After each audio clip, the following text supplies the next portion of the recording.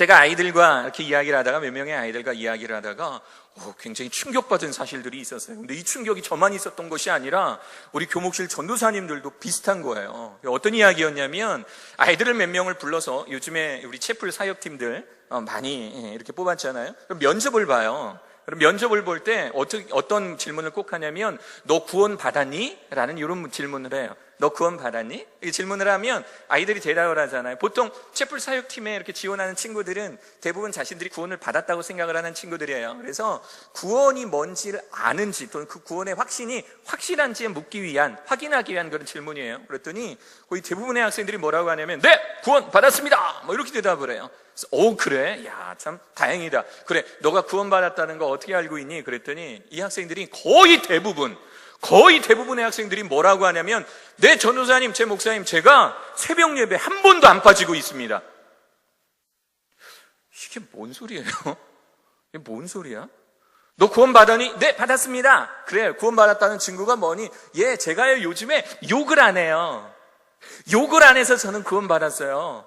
제가 요즘에 얼마나 잘 사는 줄 알아요? 얼마나 친구들 잘 도와주고, 제가 학급 임원도 하고 학생 임원도 하면서 제가 얼마나 행실이 바른 줄 알아요?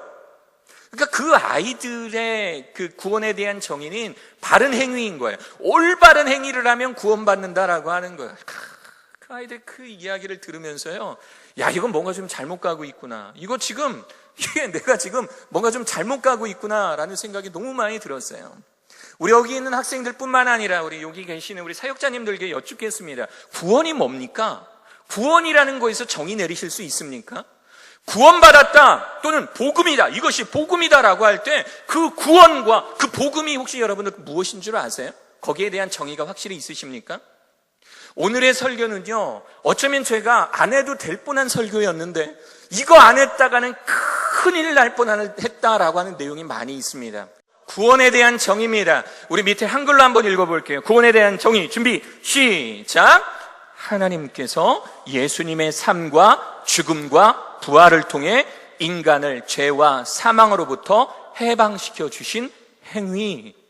하나님께서요, 독생자 예수 그리스도를 이 땅에 보내주셔서 응애 하고 태어나게 해주셔서 그분의 삶과, 그리고 십자가에 못 박혀 죽으심과 장사된 지 사흘 만에 죽은 자 가운데서 부활하셔서 모든 죄와 사망으로부터 모든 인류, 이 자리에 앉아있는 400여 명의 모든 학생들과 교직원들 포함한 모든 인류의 죄와 사망을 해방시켜 주신 이 행위, 이것을 구원이라고 하는 겁니다.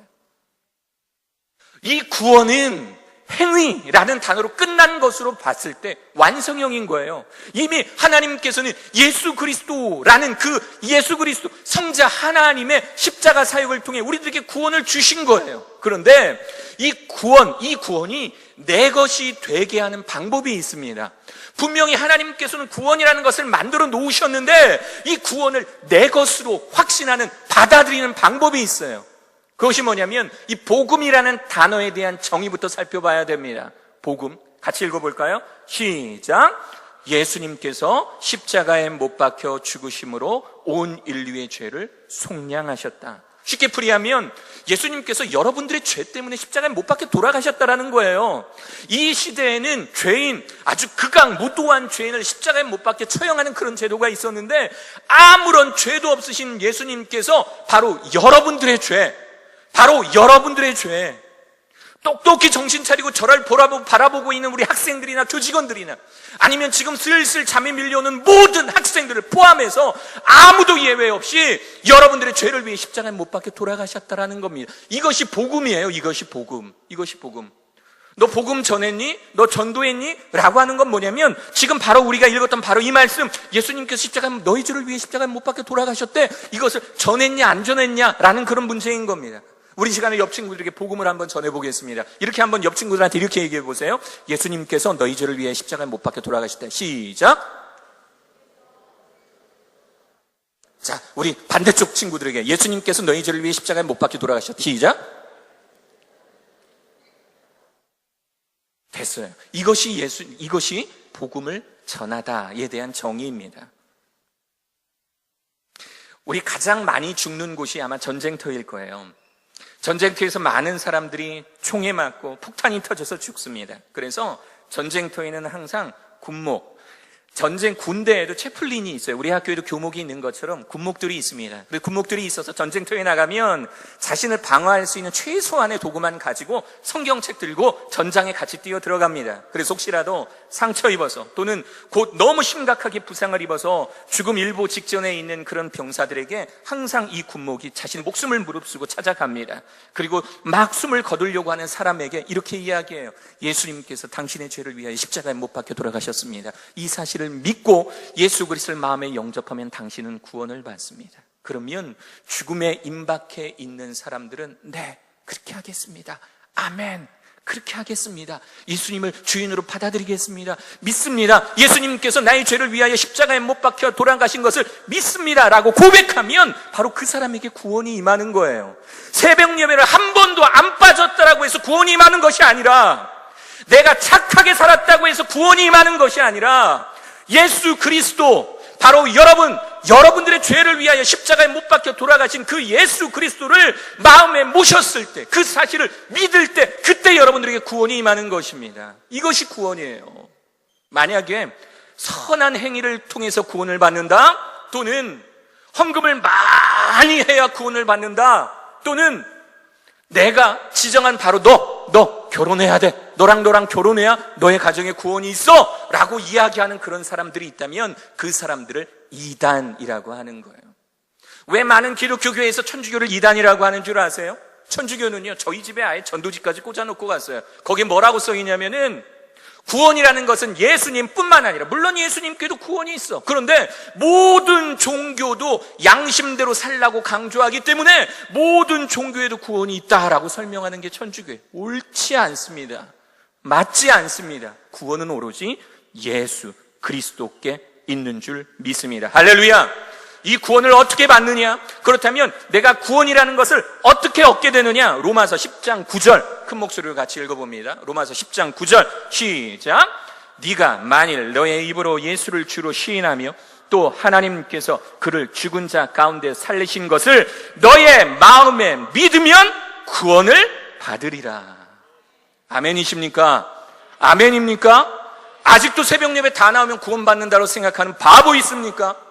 아직도 내가 착하게 살면 구원받는다고 생각하는 바보 있습니까? 요한복음 3장 16절 같이 읽습니다. 시작. 하나님이 세상을 이처럼 사랑하사 독생자를 주셨으니 이는 그를 믿는 자마다 멸망치 않고 영생을 얻게 하려 하심이라.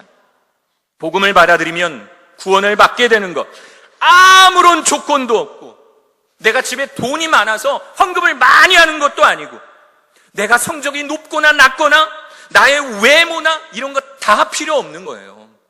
구원의 조건이 나의 어떤 외형적인 것들, 내가 가지고 있는 소유하고 있는 것들과 관계에 있다면 그것은 복음도 아니고 구원도 아닙니다.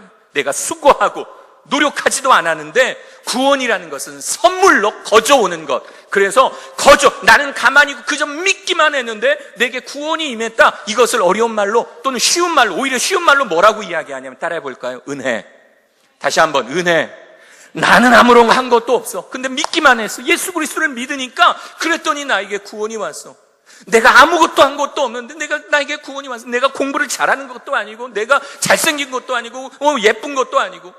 저는 그런 생각해봐요. 만약에 하나님께서 외모로 우리들에게 구원을 주신다면 도대체 우리 가운데 누구에게 구원이 있을까라는 생각을 종종, 여러분들도 거울 아침마다 보셔서 아시잖아요. 그렇죠?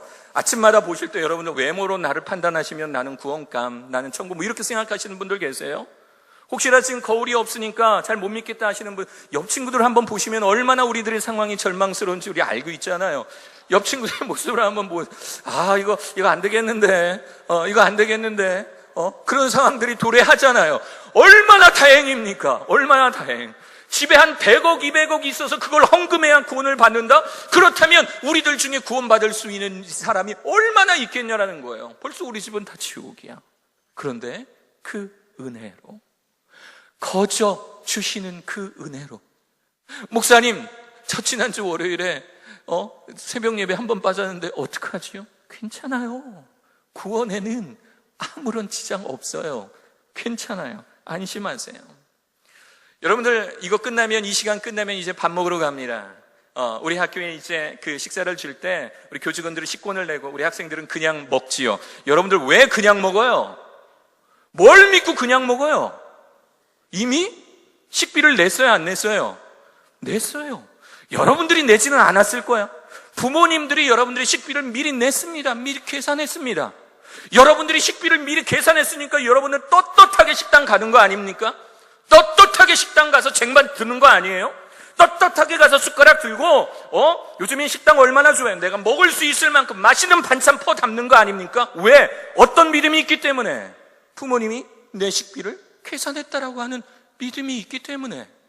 아니요, 그럴 리 없어요. 우리 집이 얼마나 가난한데 우리 엄마가 내 식비를 낼 리가 없어요. 그래서 저는 밥을 먹기 위해 기어이 4,000원을 내고야 말겠어요 라고 하는 바보 혹시 있습니까? 교직원들 중에, 우리 사역자님들 중에 식권 한 장이면 여러분들 식사할 수가 있습니다. 학교에서 복지 차원으로 여러분들에게 지원해 줍니다. 만약에 식권을 바라보며 아니야, 우리 학교는 이럴 리 없어, 나에게 이런 거 해줄 리가 없어, 그러면서 여러분들 지갑에서 돈 4,000원을 꺼내서 식비를 지급하는 그런 바보가 있습니까? 그런데 이 세상에 많은 사람들이 이렇게 바보 같은 짓을 하고 있는 거예요. 예수님께서 여러분들을 위해 십자가에 못 박혀 돌아가셨는데 아니요, 그럴 리가 없어요. 아니요, 그럴 리가 없어요. 뭔가 잘못 알고 있는 거예요. 저는 죄인이에요.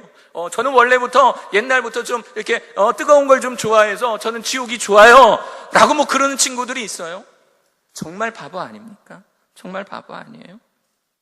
요즘에 인문학 강좌 이런 게 굉장히 유행합니다. 아마도 왜 인문학 강좌, TV만 틀면 인문학 강좌 이런 게 많이 나오면 15분 뭐 이런 거 그 테드라 그래가지고 나오기도 하고 어떤 그런 인문학 강좌들이 굉장히 많이 도대체 왜 이런 것들이 요즘에 많이 나올까 생각을 해보니까 요즘에 4차 산업혁명이 나오잖아요. 그러니까 어떻게 보면 디지털 기술과 여러 가지 학문들이 융합되는 그 과정 중에 인문학이 소외될 수가 있으니까 어떤 반동 형성으로 나오는 경향이 있고, 또 하나는 4차 산업혁명의 그 인문학, 그러니까 사람의 생각과 그 4차 산업혁명의 중심은 인간이다라고 하는 그 개념이 들어가기 위해서 오히려 어쩌면 더 4차 산업혁명 가운데 인문학이 훨씬 더 이렇게 부각되는지도 몰라요. 근데 이런 현상 가운데 나타나는 교회의 악질적인 현상이 있는데, 그것은 뭐냐면 교회에서 선포되어지는 설교가 마치 인문학 강좌처럼 들릴 때가 있다라는 거예요. 우리 학생들 중에서도 저는 저희 교회 안 다녀요, 저는 하나님 안 믿어요. 그런데 설교는 좋네. 이게 뭔 줄 아세요?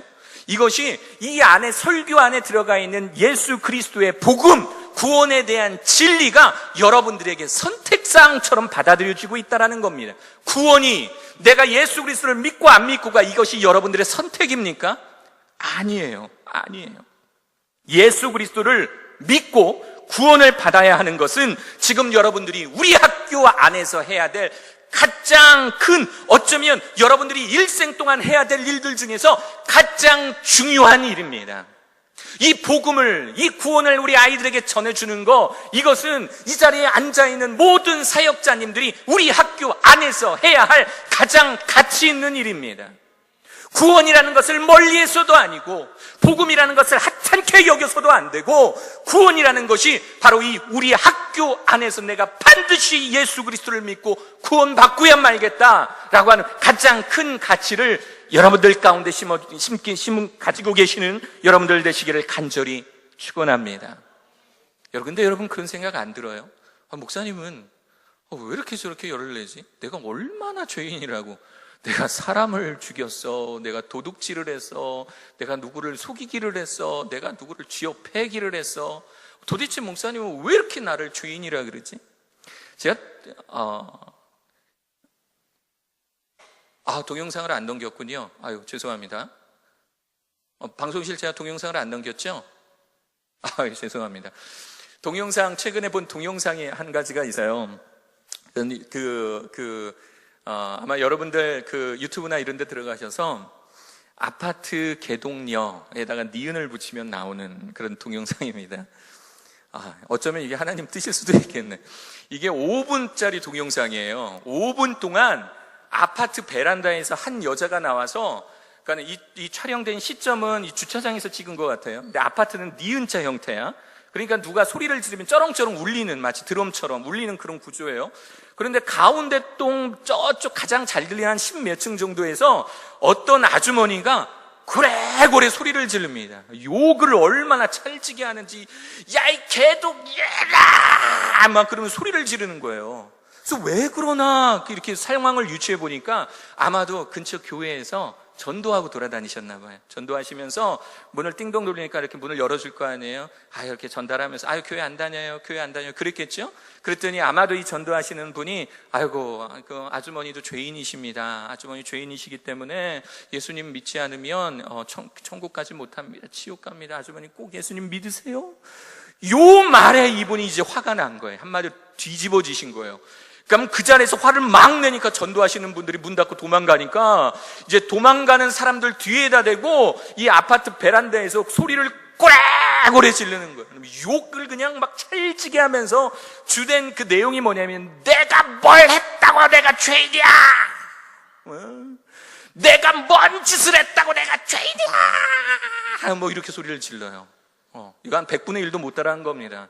오늘 편집하면서 잠깐 우리 전도사님들에게 들려드렸어요. 그랬더니 이 한국 상황에 익숙하지 않은 한 분이 계시잖아요. 이분이 제 앞에서 떨고 계시는 거예요. 야, 이 개독 교회는 다 없어져야 돼! 그러니까 한국 와서 이제 전도사 시작한 지 한 9개월 된 어떤 전도사님 떨고 계시는 거죠. 그만큼 욕이 찰져요. 이거를 편집을 하는데 20초짜리로 편집하는데 편집하려면 한 대여섯 번은 들어야 되잖아요. 저도 싫은 거예요. 저도 싫은 거. 내가 뭔 짓을 했다고 내가 죄인이야? 내가 사람을 죽였어? 내가 도둑질을 했어? 내가 누구를 속였어? 내가 뭔 짓을 했다고 죄인이야? 제가 동영상을 편집하면서 제목을 이 여자에게 무슨 말을 할까요? 가 제목이었어요. 여러분들 같으면 무슨 말을 하시겠습니까? 어떠한 말씀을 하시겠습니까? 죄, 그리스어로요, 헬라어로요, 하마르티아라고 합니다. 하마르티아. 이걸 원어적, 그러니까 원뜻을 따라가면 활 쏘는 사람이 관역을 못 맞추는 거. 우리가 생각하는 죄의 개념과 조금 다르죠? 활 쏘는 사람이 있는데 그 활 쏘는 사람이 관역을 제대로 맞추지를 못한 거예요. 맞추지를 못한 거. 저는 내가 사람을 좀 죽이고, 내가 누구를 좀 때리고, 속이고, 완전 사기꾼, 이걸 해야 내가 죄인인 줄 알았는데, 죄라는 언어 자체가 뜻이 관역을 빗나간 거.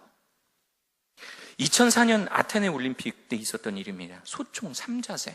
이렇게 큰 총 들고 이렇게 쏘는 여기가 있어요. 소총 3자세 50m 경기에 미국의 매튜 에먼스라고 하는 선수가 있었습니다. 매튜 에먼스라고 하는 선수. 1등을 달리고 있었어요. 딱 한 발 남았어요. 2등과는 무려 3점 차이. 여러분 사격 경기 올림픽 때 보시면 아시겠죠? 한 발 쏠 때마다 0.01점 이렇게밖에 차이가 안 나요. 그러니까 2등하고 3점 차이는 이건 실수만 안 하면 금메달인 거야. 그래서 사람들이 숨죽이고 지켜봤습니다. 드디어 마지막 발이 팡 하고 발사가 됐습니다. 사람들이 박수를 치는 것 같다가 오 사람들 반응이 이런 거예요. 총 쏜 사람도요, 딱 쏘고 나서 2, 3차 후에 뭔가를 느꼈는지 고개를 푹 숙이는 거예요. 그러더니 총을 이렇게 케이스에 싸서 나가버렸습니다. 무슨 일이 벌어졌는지 아세요? 잘 쐈어요. 가운데를 맞췄어요. 거의 만점에 가깝게 총을 쐈어요. 그런데 문제는 마지막 발에 대한 부담감이 너무 있었는지 자기 관역에 쏜 게 아니라 딴 사람, 옆에 있는 사람 관역에 쏘고 만 거예요. 그래서 엄청난 점수 차이로 메달을 따지를 못했어요. 억울하지 않나요? 그래도 저는 관역을 맞췄는걸요. 그래, 물론 내 관역은 아니지만 그래도 다른 사람 관역이라도 내가 중앙에 맞췄잖아요. 그러면 그거 제 점수 아니에요? 아니요. 사람이 보기에도 그건 그 사람 점수가 아니고 하나님 보기에도 그 사람 점수가 아닙니다. 우리가 나쁜 짓을 했다라고 해서 그것이 죄가 아니라 우리가 하나님께서 원하시는 그 방향, 하나님께서 원하시는 그 뜻대로 살고 있지 못할 때 그게 바로 죄라는 거예요. 내가 분명히 열심히 살아가고는 있어요. 내가 무언가를 위해 정말 열정적으로 살아가고 있지만 우리들의 방향이 하나님이 아니면, 우리들의 방향이 하나님께서 원하시는 그 방향이 아니면 그렇다면 그것은 하나님 앞에 죄라고 하는 겁니다. 제가 12학년들한테 성경을 가르치고 있어요. 성경을 가르치는데 갑자기 어떤 학생이 태권도 시범단을 좀 하는 친구 같아요. 갑자기 피곤해하고 딱 일어나더니 갑자기 고려 품새를 하고 있더라고. 생각을 해보세요. 성경을 가르치고 있는데 얘들아 몇 페이지 펴라 이렇게 하고 이야기하고 있는데 피곤해 그러면서 고려 품새를 아주 그냥 멋지게 하고 있다라고 보세요. 생각을 한번 해보세요. 정상입니까? 어떻게 생각해요? 시키지도 않았는데 나 지금 진지하게 이야기하는데 갑자기 일어나더니 품새를 하고 있어요. 막 앞발차기 하고 막 뒤후리기를 하고 있고요. 자세는 좋아. 그런데 그 친구의 모습을 보면서 그게 정상이라고 느껴지나요? 하나님의 방법, 하나님의 방향, 그것에 어긋나 있으면 그것은 죄입니다. 아무리 여러분들이 열심히 살아도, 아무리 여러분들이 공부를 잘해도, 좋은 대학에 가도, 아무리 여러분들이 열심히 새벽 예배에 나와도, 아무리 여러분들이 열심히 성가대 찬양을 하고 심지어 찬양팀을 한다 할지라도 내 안에 십자가에 못 박혀 돌아가신 그 예수님이 없다면 그것은 구원이 아닙니다. 마지막으로 요한복음 1장 12절 한번 말씀 읽고 마치도록 하겠습니다. 요한복음 1장 12절입니다. 같이 큰 목소리로 시작. 영접하는 자 곧 그 이름을 믿는 자들에게는 하나님의 자녀가 되는 권세를 주셨으니. 할렐루야! 할렐루야! 구원을 받으면 제일 좋은 게 뭔 줄 알아요? 하나님의 자녀가 되는 겁니다. 하나님의 자녀.